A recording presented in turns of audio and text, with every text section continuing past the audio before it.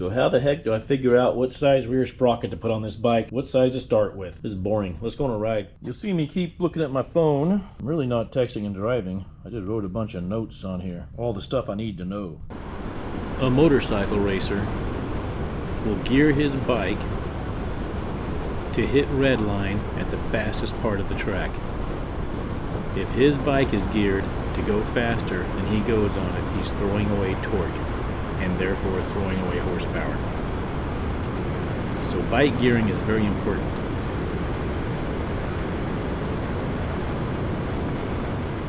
If you grew up speaking the King's language, you think in horsepower and torque. Torque's a rotational force. You want to say power, but it's actually incorrect, so it's force. Force times distance on a rotational axis.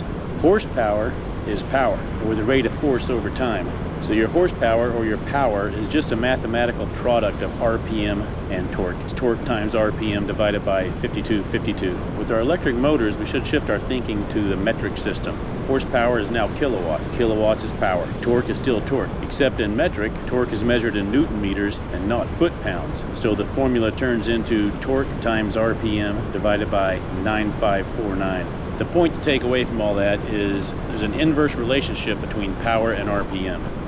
For a given motor power, just at one point during that power delivery, if you don't change the power or the kilowatts for that point in time, and I'm not talking about motor RPM here, the motor RPM is going to be fixed. Once it gets to a certain RPM, for that given time it's fixed. I'm talking about the output RPM. You know, going to be the rear wheel, or it's going to be a shaft on the end of a gear reduction drive. If you make that output RPM faster or higher RPM, you're going to lower the torque. If you make that output RPM slower or lower RPM, you're going to increase the torque for that given power that that motor's putting out. RPM की बात करें तो RPM क्या है?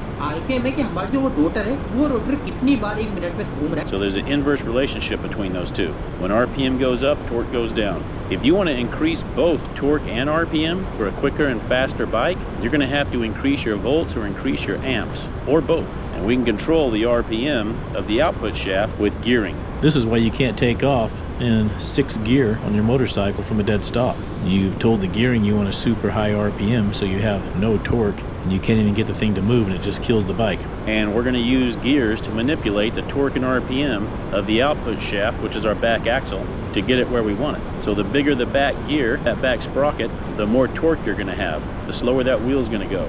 The smaller that back sprocket, the more RPM you're going to get, the faster that wheel's going to go, but the less torque you're going to have. So for a given electric motor RPM, that's the little gear coming out of your motor, or that's the shaft going into your gear reduction if you have a gear reduction motor.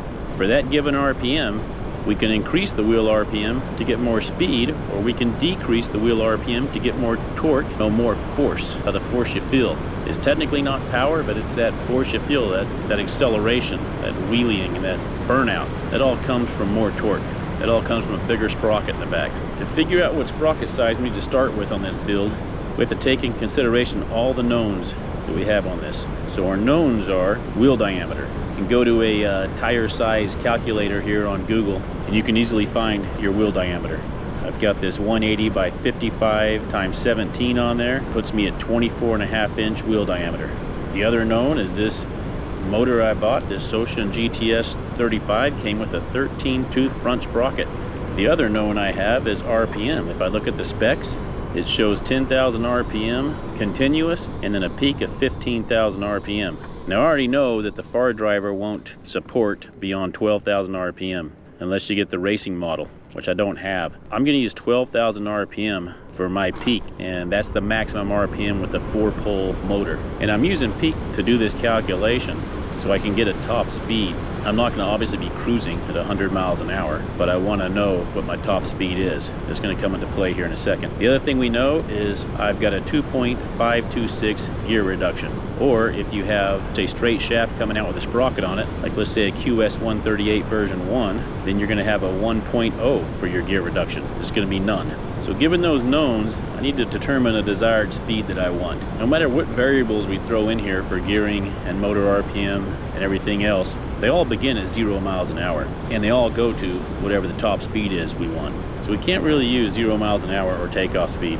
we need to start from a top speed. And something to consider when you're talking about top speed and you're trying to figure out gearing. A gas bike is a little bit different. A gas bike is geared to go very fast, way faster than the bike will go. In 6th gear, it might be geared to go 170, but the bike only goes 130, let's say. And that's because it's really annoying to drive around at 10,000 RPM on your gas bike. You want to keep it in that sweet spot between 4,000 to 6,000 RPM. So you have a transmission in there that you can move around to keep your gearing where that bike rides in that sweet spot. So they tend to gear gas bikes higher than they actually go for speed. With an electric bike, we can ride it at 10,000 RPM or 5,000 RPM. The power curve is very linear, so it doesn't really matter as much. It's not annoying to drive at 10,000 RPM on your electric bike, or it's not annoying to drive at 2,000 RPM. It's not lugging down. It's a nice linear power curve. So what I want to do is I want to find a realistic top speed that I want to go. When I say realistic, keep in mind these electric bikes feel incredibly fast. Because of how the power comes on, there's not really a curve like a gas bike has, where it has to be at a certain RPM to make peak power. These electric motors can make peak power right away. So even though my motor may only have the power of a much smaller bike, it's gonna feel like a much faster bike until I get up to speed. Now once I get up to top speed, it's gonna feel like that smaller bike, because remember, as RPM goes up, torque goes down. But when you're starting out with no RPM, you've got gobs of torque. The advantage of the electric motor is we know the kilowatts we're gonna put out. Kilowatts is volts times amps. So if we have 100 volts and I'm drawing 400 amps, then I've got 40,000 watts or 40 kilowatts. On this motor I have the Socion GTS 35. It's rated for 20 kilowatts. It has a peak of 40 kilowatts. So I can go ahead and use 40 kilowatts as my peak power. And I also know these motors are about 90% efficient. So what that means is I've got about 36 kilowatts peak. You can go into Google and translate that into 48 horsepower. So I just need to find a bike that looks like mine and is shaped like mine and weighs as much as mine. That's 48 horsepower. And I'll know exactly what my top speed should be so I can back math the gearing. Well, I found this Ninja 400. It's got about the same horsepower, same shape, same weight, pretty darn close anyway. And I know that this bike, just like my little Mad Dog I built, will run off and leave a Ninja 400 at a stoplight. The power delivery is not the same on an electric bike as it is on a gas bike. But if you put these two bikes at top speed, my Mad Dog and that Ninja, they're going to be about the same. They're going to both be somewhere around 100, 110 miles an hour, somewhere in that range there. The gas bike may get a little bit better top speed, and I'm going to get to a point where back EMF equals EMF, and I'm going to quit accelerating. For a gas engine bike, it'll keep accelerating a little bit. So they're getting like 112 an hour even on these Ninja 400s. Probably equates to about 100 miles an hour on the electric version of it. So I'm going to use 100 miles an hour as my realistic top speed, and I'm going to figure my gearing out from there. I can go to the wheel speed calculator and put my 24.5-inch wheel in there, figure out that I need 1,373 RPM to make 100 miles an hour. From there I can calculate the rear sprocket size. To calculate that rear sprocket size, I first need to calculate the final reduction for that speed of 100 miles an hour. So if my electric motor shaft is going 12,000 RPM and I want my back wheel going 1373 RPM, I can divide 12,000 by 1373 and I get 8.739. That's my overall ratio, what the rear wheel is doing. So if I don't have a gear reduction motor, that single shaft QS138 coming out with a sprocket on it, then my final drive ratio will be the exact same as my overall drive ratio. Take that overall ratio, 8.739, multiply that times that front sprocket you have. Now I've got a 13 tooth front sprocket on mine, so 13 times 8.739, and that's going to give me my rear tooth sprocket, because that's my final drive ratio, and that comes out to 113 teeth. That's huge. That's a big old sprocket. That's why I like these gear reduction motors like the QS138 version 2 and 3 or this GTS 35. You can actually run a smaller sprocket because we're going to gear reduce it at the motor and then gear reduce it again at the chain.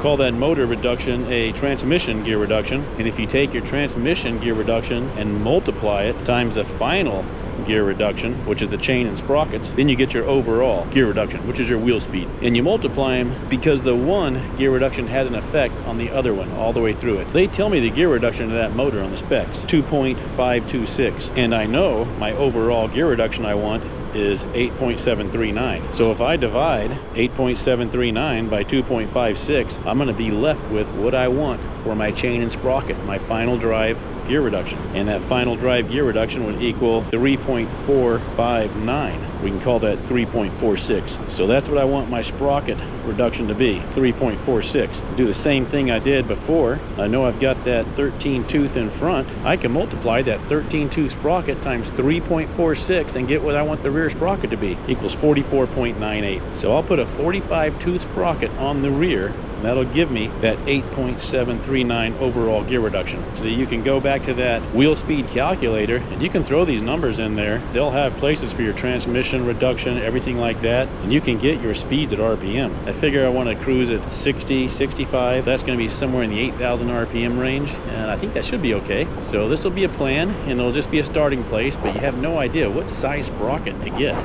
What do you start off with? You don't want to waste a bunch of money. These sprockets are anywhere from 60 to 100 bucks a piece, and which one do you get? So I'm going to start off with this 45, see how I like it, and then I'll make a change from there, and hopefully you only have to buy 1 or 2 sprockets.